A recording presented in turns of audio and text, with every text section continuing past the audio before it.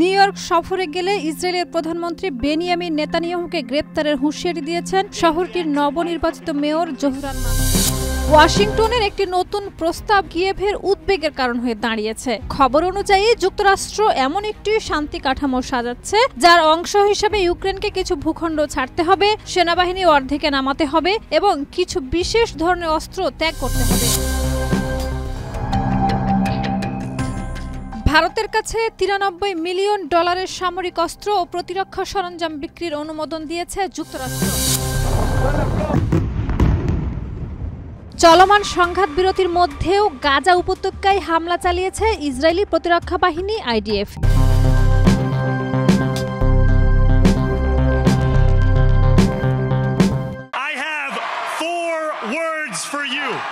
New York সফরে গেলে ইসরায়েলের প্রধানমন্ত্রী বেনিয়ামিন নেতানিয়াহুকে গ্রেপ্তারের হুঁশিয়ারি দিয়েছেন শহরটির নবনির্বাচিত মেয়র জোহরান মামদানি। বিদায়ী মেয়র এরিক অ্যাডামসের সঙ্গে বৈঠকের পর এক টেলিভিশন অনুষ্ঠানে তিনি তার এই অবস্থান প্রকাশ করেছেন।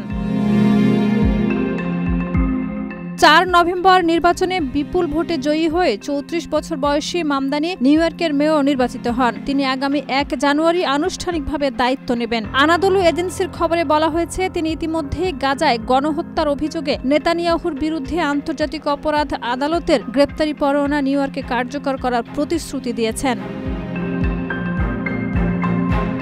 ICC 2024 সালের নভেম্বর মাসে গাজায় বেসামরিক মানুষের উপর ইচ্ছাকৃত হামলা এবং ক্ষুধাকে যুদ্ধের অস্ত্র হিসেবে ব্যবহারের অভিযোগে নেতানিয়াহুর বিরুদ্ধে গ্রেপ্তারি পরোয়ানা জারি করে। 17 নভেম্বর বিদায়ী মেয়র অ্যাডামসের সঙ্গে সাক্ষাৎকালে মামদানি জানান, ওই পরোয়ানা নিউ ইয়র্কে বহাল থাকবে এবং তিনি শহরে এলে নেতানিয়াহুকে গ্রেপ্তার করা হবে। পরে তিনি ABC-র 7 লাইভ অনুষ্ঠানে একই বক্তব্য পুনরায় ব্যক্ত করেন এবং নিউ ইয়র্কে আন্তর্জাতিক আইনের শহর হিসেবে বর্ণনা করেন।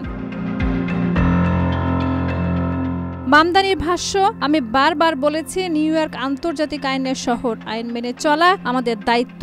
ICCর পরোয়ানা কার্যকর করা আমাদের কর্তব্য। নেতানিয়াহু হোক বা ভ্লাদিমির পুতিন কারোর জন্যই ব্যতিক্রম নয়। আমি ডোনাল্ড ট্রাম্পের মতো নই, যিনি নিজের মতো করে আইন বানান। আমি বিদ্যমান আইন মেনে চলি। Shahida Ruby, my TV. Colour expert, George স্যাপ এবং মাইল্ড অন হ্যান্ডস টেকনোলজি সমৃদ্ধ অরিক্স ক্রিস্টাল ওয়াশ আপনার লন্ড্রি এক্সপার্ট। ওয়াশিংটনের একটি নতুন প্রস্তাব কিয়েভের উদ্বেগের কারণ হয়ে দাঁড়িয়েছে। খবর অনুযায়ী যুক্তরাষ্ট্র এমন একটি শান্তি কাঠামো সাজাচ্ছে যার অংশ হিসেবে ইউক্রেনকে কিছু ভূখণ্ড ছাড়তে হবে, সেনাবাহিনী অর্ধেকে নামাতে হবে এবং কিছু বিশেষ ধরনের অস্ত্র ত্যাগ করতে হবে। প্রেসিডেন্ট জেলেনস্কিকে বলা হয়েছে, প্রস্তাব মেনে নিতে হবে, না হলে কোনো বিকল্প নেই। আল জাজিরা জানিয়েছে, প্রস্তাবটি রাশিয়ার সঙ্গে আলোচনার ভিত্তিতে তৈরি, কিন্তু মস্কো তা অস্বীকার করেছে। ব্রিটিশ ফিনান্সিয়াল টাইমসের এক কর্মকর্তা বলেছেন, প্রস্তাবটি রাশিয়ার পক্ষে খুবই সুবিধাজনক। কিয়েভের কর্মকর্তারা জানিয়েছেন, প্রস্তাবের শর্তগুলো প্রায় রাশিয়ার দাবির সঙ্গে মিলে যায়, তাই এটি অগ্রহণযোগ্য। প্রস্তাব অনুযায়ী ইউক্রেনকে দনবাস সহ কিছু অঞ্চল ছাড়তে হবে, রুশ ভাষাকে রাষ্ট্রীয় মর্যাদা দিতে হবে, রাশিয়ান অর্থোডক্স চার্চকে স্বীকৃতি দিতে হবে এবং যুক্তরাষ্ট্রের সামরিক সহায়তা কমানো হবে। এদিকে বন্দি বিনিময় নিয়ে তুরস্ক ও সংযুক্ত আরব আমিরাতের মধ্যস্থতায় পুনরায় আলোচনা চলছে। রাশিয়া আন্তর্জাতিক নিন্দা উপেক্ষা করে ইউক্রেনে হামলা চালিয়ে যাচ্ছে। সাম্প্রতিক ড্রোন ও ক্ষেপণাস্ত্র হামলায় অন্তত 25 জন নিহত হয়েছে। জেলেনস্কি রক্তপাত বন্ধ, স্থায়ী শান্তি আনার জন্য আন্তর্জাতিক সমন্বয় ও যুক্তরাষ্ট্রের নেতৃত্ব গুরুত্বপূর্ণ উল্লেখ করেছেন।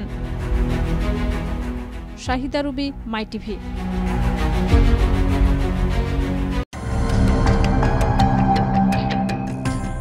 ভারতের কাছে $93 মিলিয়ন সামরিক অস্ত্র ও প্রতিরক্ষা সরঞ্জাম বিক্রির অনুমোদন দিয়েছে যুক্তরাষ্ট্র। মার্কিন পররাষ্ট্র দপ্তরের অনুমতি পাওয়ার পর যুক্তরাষ্ট্রের প্রতিরক্ষা নিরাপত্তা সহযোগিতা সংস্থা defence security cooperation agency 19 November আনুষ্ঠানিকভাবে তথ্য প্রকাশ করে।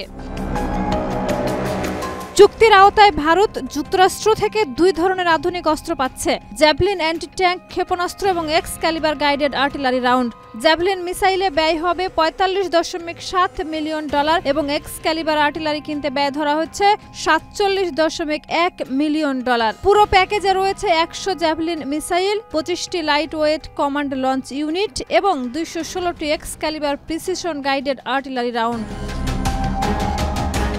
জ্যাভলিন এক ধরনের fire and forget anti tank missile, যা স্থলবাহিনীর জন্য অত্যন্ত কার্যকর হিসেবে পরিচিত। আর এক্সক্যালিবার হল উচ্চ নির্ভুলতা সম্পন্ন আর্টিলারি রাউন্ড, যা জটিল যুদ্ধক্ষেত্রে লক্ষ্য ভেদে উল্লেখযোগ্য সাফল্য দেখাতে সক্ষম। ভারতের স্থলবাহিনীর আধুনিকায়ন পরিকল্পনায় এই দুই অস্ত্রই গুরুত্বপূর্ণ ভূমিকা রাখবে বলে ধারণা করা হচ্ছে। রাশিয়ান তেল কেনার কারণে গত আগস্টে মার্কিন প্রেসিডেন্ট ডোনাল্ড ট্রাম্প ভারতীয় পণ্যের উপরে 50% অতিরিক্ত শুল্ক আরোপ করেছিলেন। সেই প্রেক্ষাপটে এই প্রথমবারের মতো ভারত যুক্তরাষ্ট্র থেকে বড় ধরনের প্রতিরক্ষা সরঞ্জাম ক্রয় করছে বলে চুক্তিটি বিশেষ গুরুত্ব পেয়েছে।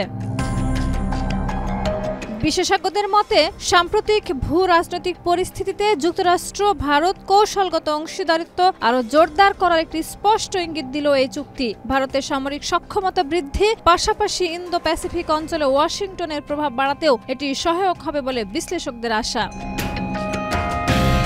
Shahida Ruby, my TV.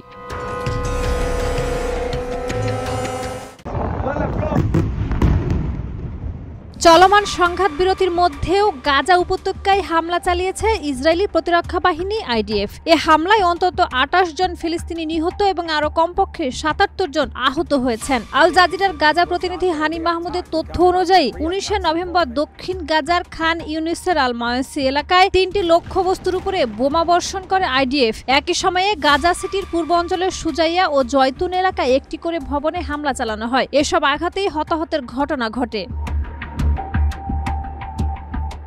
হানি মাহমুদ আল জাজিরাকে জানান, এক ভবনে বোমা পড়ে একই পরিবারের মা, বাবা ও 3 সন্তান সহ পরিবারের সব সদস্য নিহত হয়েছেন। তিনি বলেন, গাজায় এখনও কার্যত সংঘাত পরিস্থিতি। আইডিএফ এর দৈনন্দিন সহিংসতায় মানুষ আতঙ্কে দিন কাটাচ্ছে এবং নিয়মিতই ফিলিস্তিনিরা নিহত হচ্ছেন। হামলার পর আইডিএফ জানায়, তাদের আঘাত করা সব লক্ষ্যবস্তুই ছিল ফিলিস্তিনের স্বাধীনতাকামী সংগঠনের সামরিক কাঠামোর অংশ এবং এটি সংঘাত বিরতি লঙ্ঘন নয়। তারা দাবি করে, নিরস্ত্রীকরণের শর্ত অনুযায়ী 5টি স্থানে অভিযান চালানো হয়েছে এবং ভবিষ্যতে এমন অভিযান চলবে। অন্যদিকে ফিলিস্তিনের স্বাধীনতাকামী সংগঠন এসব দাবি প্রত্যাখ্যান করে বলেছে, ইসরায়েল অযৌক্তিক যুক্তি দিয়ে হামলাকে বৈধতা দিতে চাইছে। তাদের মতে এটি স্পষ্ট সংঘাত বিরতি লঙ্ঘন এবং নেতানিয়াহু নতুন করে উত্তেজনা ছড়াচ্ছেন, যার পরিণতি ভয়াবহ হতে পারে। আল জাজিরার তথ্যে জানা যায়, ট্রাম্পের প্রস্তাবিত সংঘাত বিরতি কার্যকর হওয়ার পর গত 40 দিনে ইসরায়েল 393 বার শর্ত ভেঙেছে। Shahida Ruby, my TV.